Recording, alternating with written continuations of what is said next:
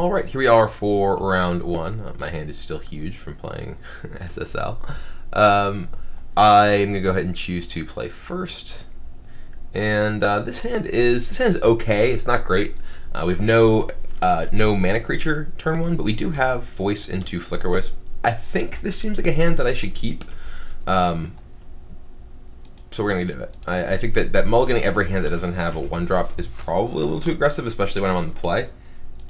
So I'm just going to go ahead and play a Misty and say go. Misty feels like the worst of my dual lands because Windswept Teeth can fetch either basic. Alright. Well. I guess... Do I want to fetch first? I guess I let him attack me first because then I can... Both, I'll have an extra land in my deck and I can see if I want to draw whatever it is. Collected Company. We don't want that anyway. Okay. So I'm going to go get Temple Garden. I'll put it to play tapped. And then I think I'm going to go get a basic Plains and play Voice.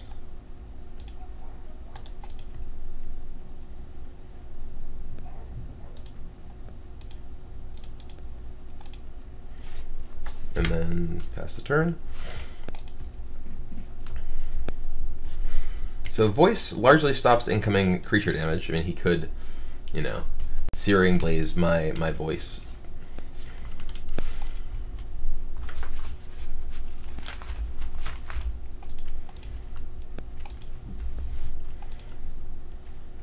Noble Hierarch isn't particularly exciting here. Yeah, there's a Searing Blaze, and we're just going to take this damage, then we will reveal the bird. I guess we can take this damage, then we can play Hierarch, Bird, attack for 3, path this. Flicker Wisps are not particularly exciting here. We're just going to take this damage. We have to actually close out the game here. So yeah, it's actually attack for 4. So we play Misty, sacrifice, get basic Forest. We play Bird, Hierarch, attack for 4.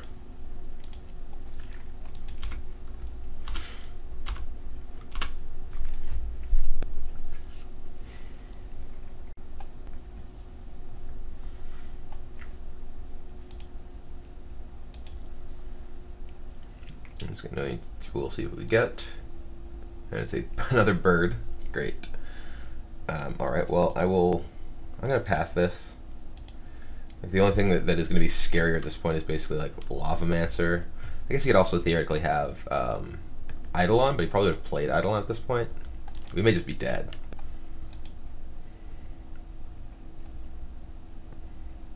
Oh, and there's the Eidolon. Okay. And yeah, we're in pretty dead. We can Flicker Wisp his Eidolon.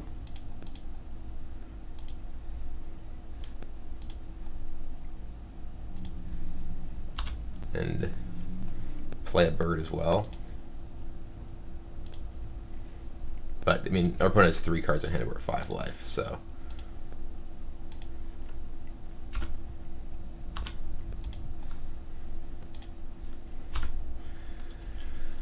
This puts him to 7, so he actually, you know, can only cast 2 spells, but he only needs 2 spells to kill us. Actually, it's actually very close. Yeah.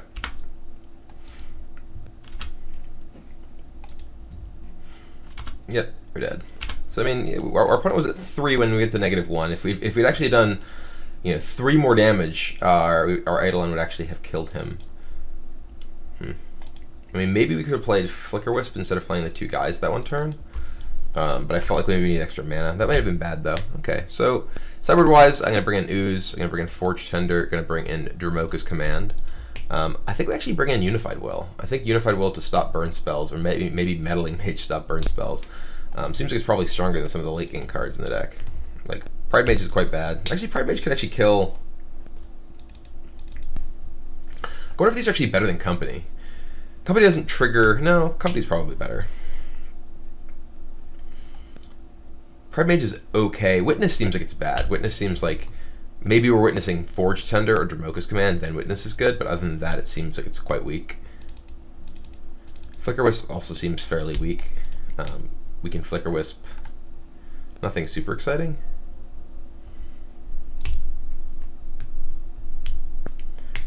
I don't think Unified Will is a card we want in here. Maybe we do. Just to stop a burn spell. Let's try Unified Will. Yeah, Flicker Wisp seems kind of mediocre. Collected Company also seems only okay. But Unified Will is basically just going to be counter a burn spell. Flicker Wisp does work with Kitchen Finks though, and Finks is obviously one of our better things we have going on. Maybe we do just take out Collected Companies entirely. They are pretty slow. Pride Mage again is kind of mediocre, but it can kill. It's reasonable dude can kill. Eidolon of the Great Revel. Blade Splicer definitely seems like it's fairly strong because it makes a guy that can block, and 2 bodies, one of which can chump block potentially. I don't know. I haven't actually played this matchup, so it's hard to say. Path seems relatively weak. Maybe take out 1 Path. Doesn't really. Yeah, that's probably better. Probably just take out our expensive spells. Probably just take out Collected Company. But Company be able to dig for Flicker Wisp Finks or whatever seems pretty reasonable. Maybe only put in 2 of these. Maybe take out 1 of these, and like 1. Maybe just take out the Pride Mages. Yeah, I'll try like this. I'm not sure that this is correct, but we'll give it a shot.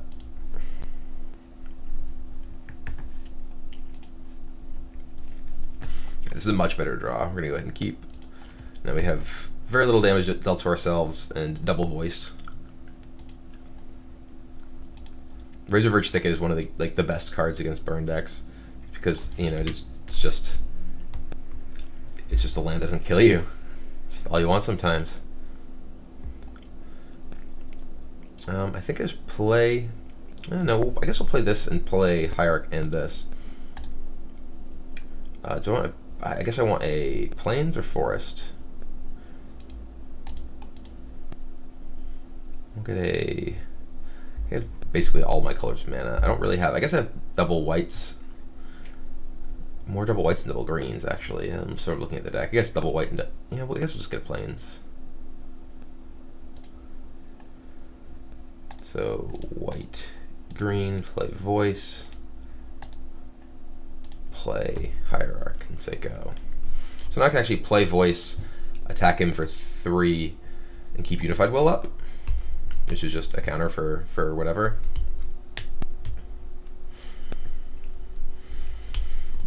I mean, if he plays like Eidolon of the Great Revel here, for instance, like it's actually horrible for him because he's not gonna be able to cast any spells within play himself. Searing Blaze on Noble Hierarch. Okay.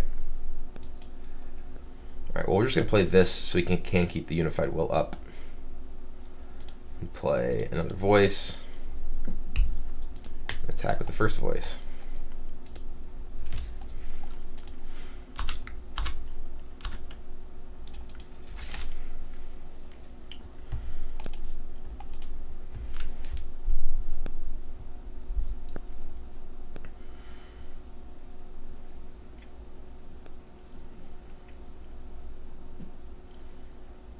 So if my Unified Wills were like Pride Mages here, I think I'd be in worse shape. Maybe. Monastery Swift Spear. I think I just want to Unified Will that.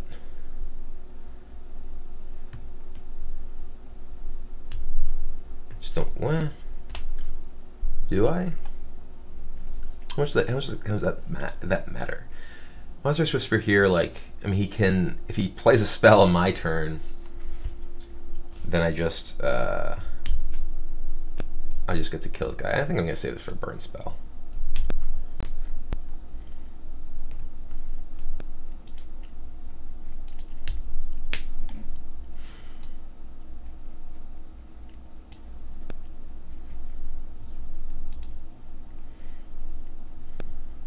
If I block, he'll play a spell.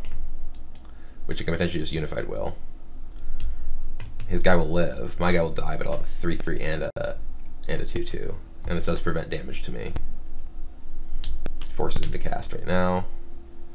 I will Unified Will the Atarka's command.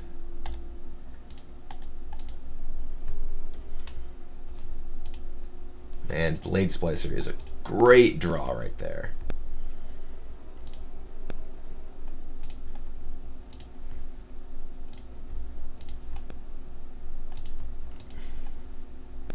So we attack him for 7.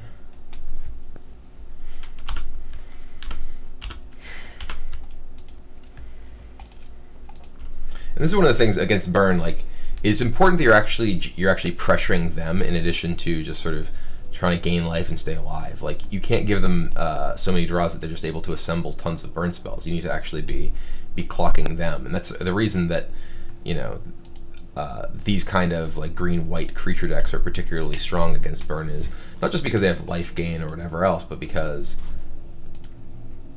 they I'm just gonna chump block with no, you don't want you to block. Stop blocking. I'm gonna chump block with the bird. He's at 9.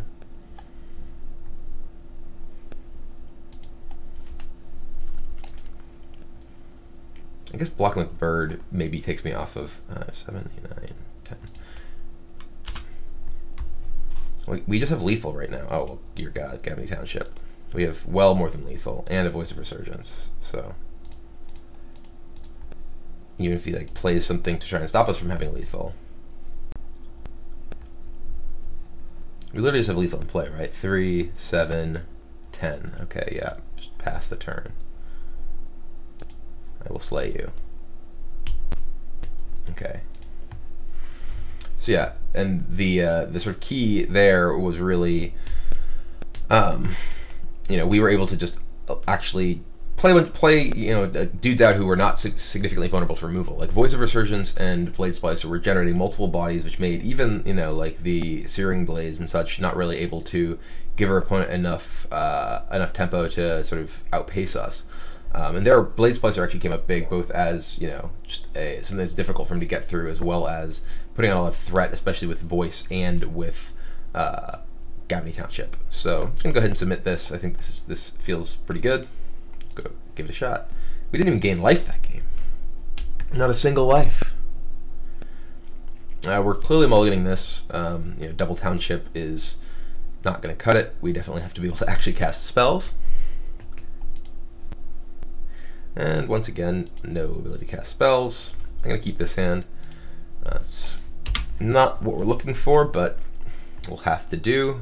Looks like our opponent actually has a pretty reasonable start. I'm just going to play this, pay the 2 life, play this.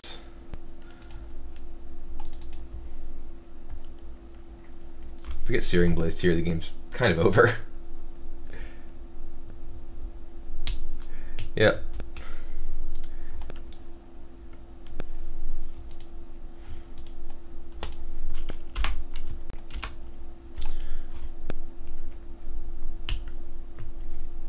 I suppose we could draw a Finks and actually potentially be in the game.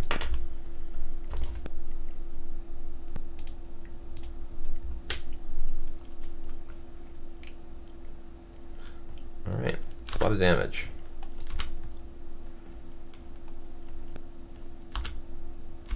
He's dead. We're at 2. All right, Finks. Township, just what we needed. Well, I'm certain I'm dead.